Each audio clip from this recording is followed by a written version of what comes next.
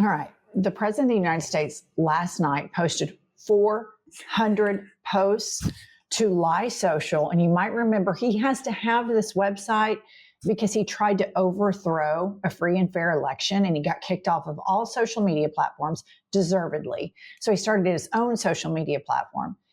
This guy, this dementia, and probably aided with some pharmaceuticals, is just having a bender in the White House posting conspiracy theories. This is the sitting president of the United States. Pop this up. He reposts Alex Jones, okay? Alex Jones posts, wild. Michelle Obama may have used Biden's auto pen in the final days of his disastrous administration to pardon key individuals. Patrick Burns reveals. And then he reposts Mila Joy, who posts, Nancy Pelosi's former top staffer said Nancy planned January 6th for 2 years. Lock her up. Obviously, both of these things are objectively false to a second grader, okay? But here is a scroll of his timeline. Kylie, pop this up. He posted all of this last night. And this scroll, this video right here, you guys, it goes on for 5 minutes. We have a psycho poster in the White House that has dementia, that's got some doctors lying about his MRI test, as we know. Was that Ronnie Jackson, Pumps? Yeah. Said he was the healthiest man he'd ever seen. So we know he's surrounded by liars. But Pumps, what do you think about this insanity? I think that if this were my child, I would sit them down and say, something's wrong. We need to get you some help. This is not normal behavior. And it shocks me that nobody around him has taken his phone. I can't believe it. What's so interesting about your analysis is you started off with, if this were my child. We immediately infantilize him because this behavior is not that of a grown adult. But what this tells me more than anything is that the Republican Party, the MAGA Party, are the party of absolute liars, con artists, grifters, parasites, and exploiters. They have lied to their voter base for years and said they're patriotic. They are strict adherents to the Constitution. They love the troops. They have so much esteem and respect for the Oval Office and for the office of the presidency. They use words like dignity.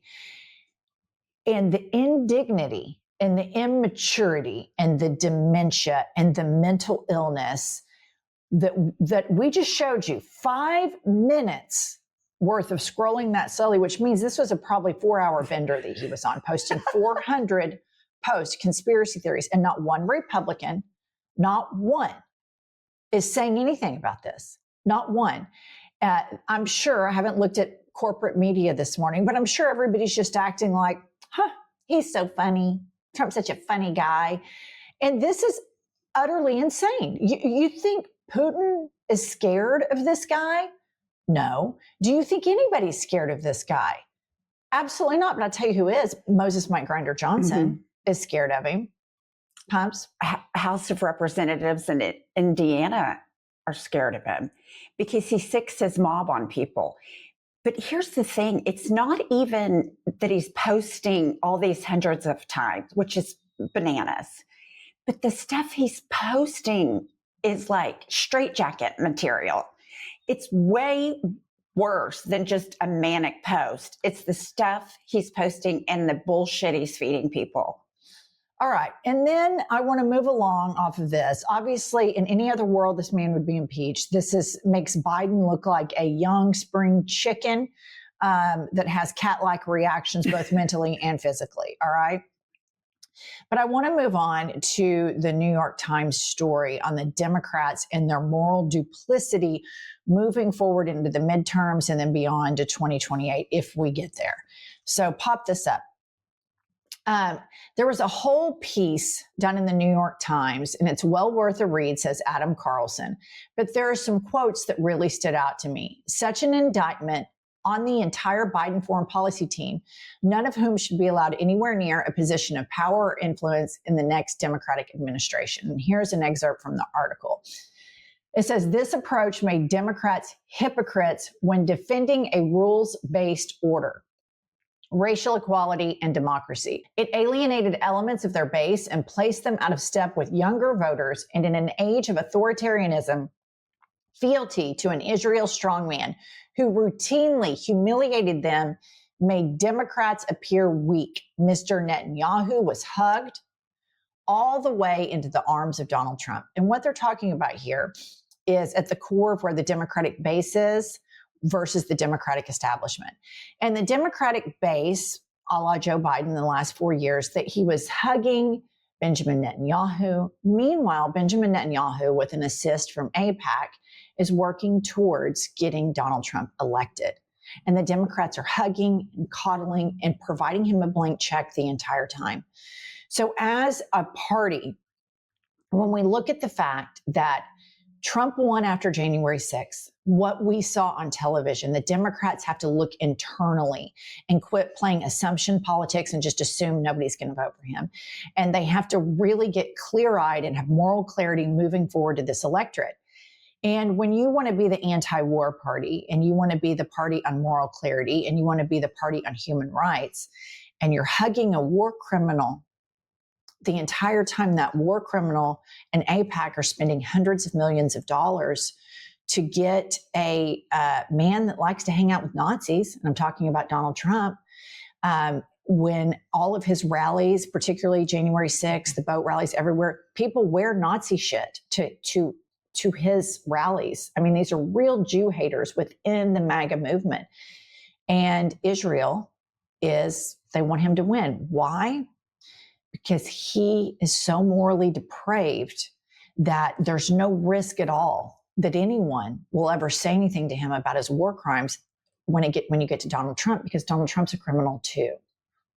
Well, and also you have to remember Benjamin Netanyahu is compromising information on Donald Trump. There's no doubt in my mind, as does Putin.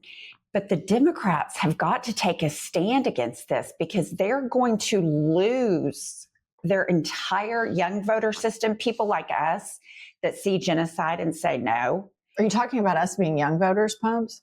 Well, I'm a young voter. But it's crazy. How can you be so far removed from your base and expect to win? Well, it's not only that. I'll add to that. It's a really good point. But it's how do you have an opposition party when the people who funded over $200 million for Donald Trump to get elected also donate to the opposition leaders, Hakeem Jeffrey and Chuck Schumer, and we expect them to actually be an opposition party.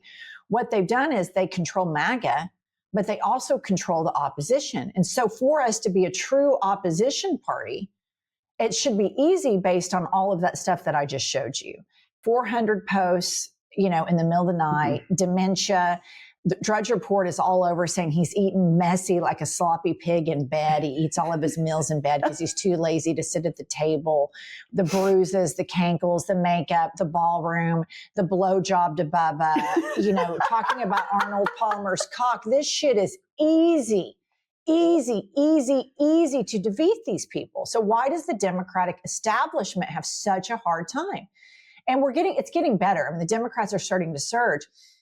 But we could really put the nail in the coffin of this MAGA movement if we had a true opposition party that didn't take money from the same hypocrites that are donating to Donald Trump and all of these MAGA politicians. And I think a litmus test moving forward for any Democrat, if you take AIPAC money, bye. No, we will primary your ass. And if there are Democrats that are in power right now that have taken AIPAC money, they need to clean it up. And the far left needs to allow these politicians to evolve and say, okay, like I think the guy in New Hampshire, he's running for Senate and he returned all of his AIPAC money. Yeah. He had taken it and he returned it. So when you see politicians evolve, let them evolve and let's let the party move, because the optics on what Israel has done has changed in such a dramatic way to the American public. I know a lot of you who've been on to their war crimes for a very long time. I was late to the party in this, and I feel somewhat ashamed that it took me so long to thoroughly understand. But once you open up your eyes to it, you can't unsee it. What's happened to me is happening to millions of Americans, and hopefully it happens to our leaders, or they get primaried and they're out. But in this world where you don't have a proper opposition party that draws a stark moral contrast in the face of genocide, you have Stephen Miller, who runs the federal government, in my opinion, who's a total, let's say it again together, white nationalist Nazi. And Kristi Noem, who is the exact same thing. And she puts out this type of tweet. Pop this up, Kylie. She puts out, I just met with the president. I am recommending a full travel ban on every damn country that's been flooding our nation with killers, leeches, and entitlement junkies. I'd assume she's talking about Elon Musk, but we all know she doesn't have that much. Our forefathers built this nation on blood, sweat, and unyielding love of freedom, not for foreign invaders to slaughter our heroes, suck dry our hard-earned tax dollars, or snatch the benefits owed to Americans. We don't want them, not one. Okay, first and foremost, this is incredibly racist. Mm-hmm. This is incredibly Nazi-esque. And it's based on this lie that Donald Trump told when he descended on the escalator, that all of these immigrants are rapists and drug dealers and all of these things. I don't know about you guys, but the criminals that I see that are problematic in the United States of America right now are the president of the United States and then all of the people surrounding him, the war criminal in Israel that's committing a genocide. Do immigrants commit crimes? Yes, but the leeching and all of the stuff that she's talking about, that is a huge lie that the Republican Party has told working class voters. These immigrants are coming over and taking your jobs and taking your stuff.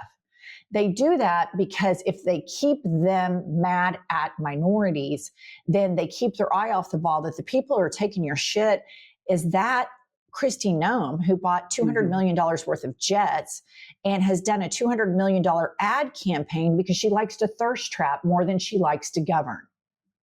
Well, and you have to also look at, they're saying we're having these travel bans, we're not letting these people in, except for the white South Africans.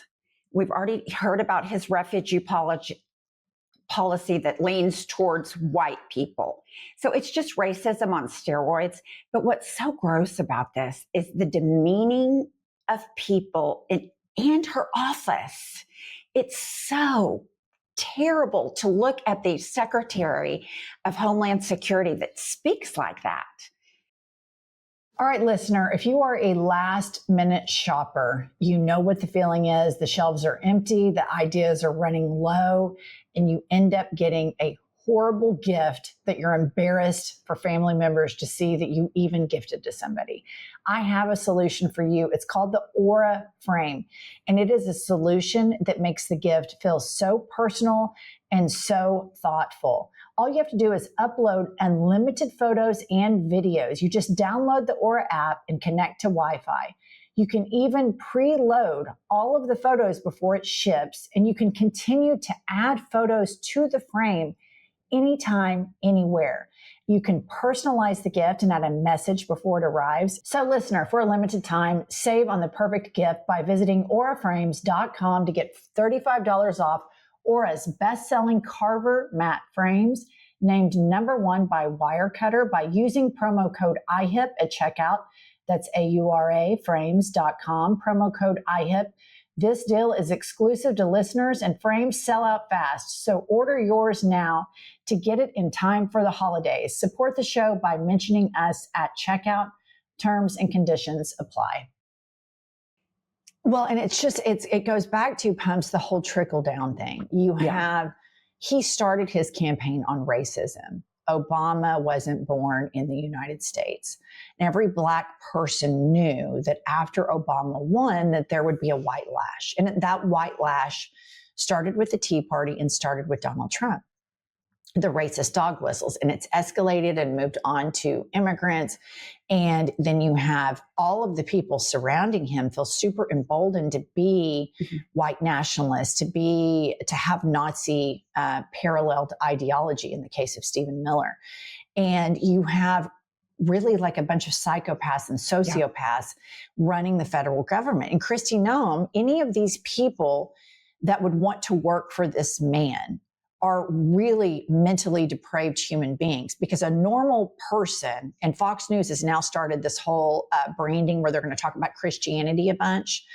And they have to do that. They have to Christian signal in the face of all of this moral depravity and all of the human rights violations and all of the demeaning of the marginalized. And so you and I are the only people I'm hearing that are talking about this frequently, is the rights exploitation of earnest rural Americans or suburban Americans, that their only bit of culture they have, the only bit of social life they have is their church. And they've already been exploited by their megachurch pastors, which tease them up to be exploited by this administration. And now Fox News, an immigrant billionaire, Rupert Murdoch, is further exploiting them using their faith. And it's an opportunity for Democrats to really get moral clarity and go in and speak about the human rights violations in Israel and in Ukraine, and with Russia's provocations against Ukraine, and what our government is doing. What our government is doing to people, is that Christ-like to all of these values voters? And I want to leave you with something that I'm very happy to see. Costco is suing the Trump administration. Costco is suing Donald Trump for his tariffs, declaring them illegal and demanding a full refund for raising prices nationwide pumps. I love this. If you remember, Costco was one of the few companies when 2.0 started that said, no, we're not getting rid of DEI. And their membership base increased. So I'm very happy for Costco. I started shopping at Costco, and I want other companies to follow, because Target's learning the hard way. When you turn on people, they will come after you. So good for Costco. I hope I hope Costco is not the only business that does this. Yeah, and I think we're going to see, you see the people that played the short term, and you see people that are playing long term. And the people that played short term and caved to the worst impulses of capitalism and humanity, and caved to this guy, to the patriarchal, white supremacist, unregulated capitalism, that are like, oh yeah, it's so great. We can be badasses again. We don't have to be woke anymore. They played a very short-term, impulsive, childlike game. And the people who are playing the long-term game, because, social justice and morality and fighting for people in the long run is always going to win, if anybody studied history. In the short term, these little things might make them feel good, kind of like a line of cocaine. But a year down the road, you're not going to feel so good about this. And I'm so grateful that we have a list of all of the people that are donating, that have pledged to donate to his ballroom, that it looks like it's not going to be built now because the architect has left the project because he won't shrink the size of the ballroom down. And I want to know all of these people that pledged to a man who was the most anti-American president, anti-democratic, anti-human rights, biggest flea bag, parasite, narcissist, grifter, mega church, bullshit, makeup wearing old queen. I want to know every rich, fat cat American citizen that pledged to this guy. And I want their names. You remember what happened to the Sackler family? Pumps? The Sackler family, pharmaceuticals, they had the Sackler Museum, the Sackler Wing, blah, blah, blah. Everybody had to take all their shit down because they killed Americans with opiates. And what these oligarchs are doing, they're killing Americans, but they don't care, because the Americans that they're killing are brown skinned. But a lot of us do care, and we're going to fight for it. And we are in the majority. And little flea bag, old queen Kanks, you guys, biology is going to catch up to him. All right, that's all we have. Subscribe, like, comment. We'll be back later with more news.